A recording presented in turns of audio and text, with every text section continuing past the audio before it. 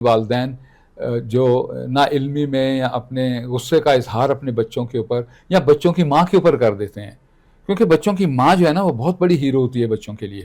تو والد باپ اور ماں دونوں ہی ظاہری بات زیادہ ماں ہوتی ہے. باپ تو روزگار کے سلسلے میں گھر سے باہر چلا جاتا ہے نا، تو جو باپ انسنگ ہیرو ہوتا ہے کہہ لیں آپ. مطلب ہیرو تو ہوتا ہے، لیکن وہ ماں ڈراتی بھی ہے نا باپ سے کہ کپڑے بدل لو، ابھی ابو گھر آنے والے ہیں، ٹھیک ہے، یہ ایسے کر لو، ہوم ورک کر لو، یہ کر لو، باپ گھر آئے گا ڈانٹے گا. Not in all families but most often نہیں ایسی ہے. پاور کا جو سر چشمہ ہے وہ والد ہے. ٹھیک ہے، سسٹم یہ ہے، نظام یہ ہے کہ وی آر آل، ہم تمام لوگ حکمرانی کرنا چاہتے ہیں، ہر شخص. بالکل ٹھیک.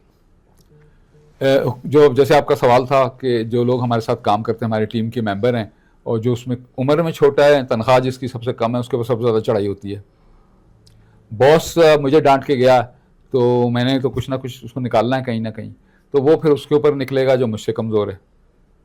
میں بلکہ یہ بھی کہوں گا کہ تمہاری وجہ سے ڈانٹ پڑی ہے مجھے. بالکل ٹھیک. ٹھیک ہے، تو وہ یہ سسٹم چل رہا ہے. لیکن لیڈر کیا ہوتا ہے؟ لیڈر وہ ہوتا ہے جو ایبزارب کر لے فرسٹریشن اور آگے صرف خوشیاں ہی بانٹے، آگے صرف گلے ہی لگائے. بڑا جذبہ چاہیے. ہاں، اشرف المخلوقات ہیں بھائی ہم.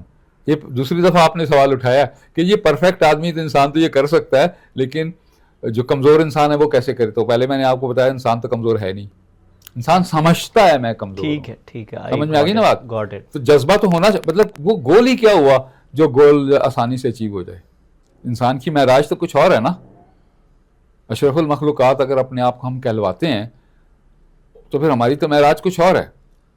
تو قربانی بھی نہیں ہے. بالکل ٹھیک ہے. آپ والد کو فارگیو کرنے کے اوپر بات کر رہے تھے. ہاں، اب بات یہ ہے کہ پہلے جو بندہ میرے پاس، پچھلے سوالوں سے بھی آ رہی بات، اب جو میرا بندہ میرے پاس آ گیا، جس کو کہا گیا کہ مجھ سے، میں ڈبیٹر نہیں بننا چاہتا، میں ڈبیٹ نہیں کرنا چاہتا، تو ہمیں یہ بھی معلوم ہو گیا کہ اس لیے یہ کہہ رہا ہے کہ اس کے بچپن میں ایک پروگرام اس کے ذہن میں کر دیا گیا، وہ یہ کہ تم بول نہیں سکتے، تمہیں بولنا نہیں آتا، تم بیچ میں مت بولا کرو. ٹھیک ہے، یہ جملہ ہے. ہاں، یہ جملہ تھا نا. ٹھیک ہے، سنا ہوا ہے نا ہم سب نے. بالکل، یہ تو بڑا کامن جملہ ہے. کچھ لوگوں نے اپنا لیا شدت سے، اگر وہ شدت میں تھا تو اپنا لیا. ٹھیک ہے، وہ بھی میں آپ کو بتاتا ہوں کیسے ہوتا ہے. تو اگر اپنا لیا، تو اگر آج والد ان کے زندہ ہوں تو ان سے واقعی پوچھا جائے کہ یہ ایسے کیوں تھا، تو وہ کہتا ہے یار بالکل میرا بیٹا تو بہت اچھا بولتا ہے، سب کچھ سارا اچھا کرتا ہے، لیکن میں فرسٹریٹڈ تھا، میں گفتگو کر رہا تھا، میں اپنے خیال سے بھٹکنا نہیں چاہتا تھا، یہ بیچ میں مجھے لکما ڈال رہا تھا بیچ میں. ٹھیک ہے، تو میں نے، میری والد ہوتے تو شاید وہ کہہ رہے تھے لچ مار رہا تھا. ہاں، لچ مار رہا تھا. ٹھیک ہے، تو میں نے اس کو تھوڑا سا سختی سے کہہ دیا، لیکن میری تو جان جگر ہے، میرا تو اس کے بغیر گزارا نہیں ہے. تو لیکن وہ ہے نہیں اب، تو یہ نہیں کہہ سکتے. تو وہ تھراپسٹ پھر کہتا ہے. ٹھیک ہے، تھراپسٹ یہ کہتا ہے کہ تمہارا کیا خیال ہے انہوں نے کیوں کہا؟ Was he made? پہلے تو اس کو یہ کہا نا شکر ہے تم اپنے باپ کے بھائی نہیں ہو. پھر یہ کہا کہ جو الفاظ انہوں نے استعمال کیے نامناسب تھے. لیکن جس کو پیار کرنا ہی نہیں آتا، جس نے سیکھا ہی نہیں ہے، وہ کیسے ایکسپریس کرے؟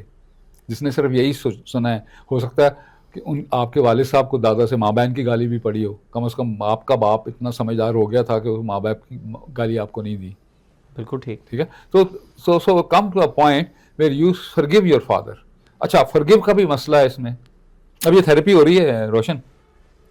فرگیو کا مسئلہ یہ ہے کہ ہم خدا ہیں، ہم کون ہوتے ہیں فرگیو کرنے والے؟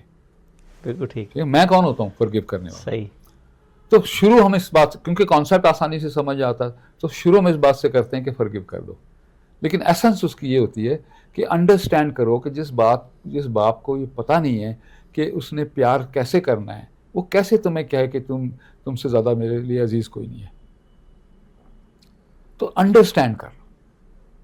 فرگیو کرنے میں بھی ایلیمنٹ پرابلم یہ ہے کہ میں بڑا ہوں تم چھوٹی ہو.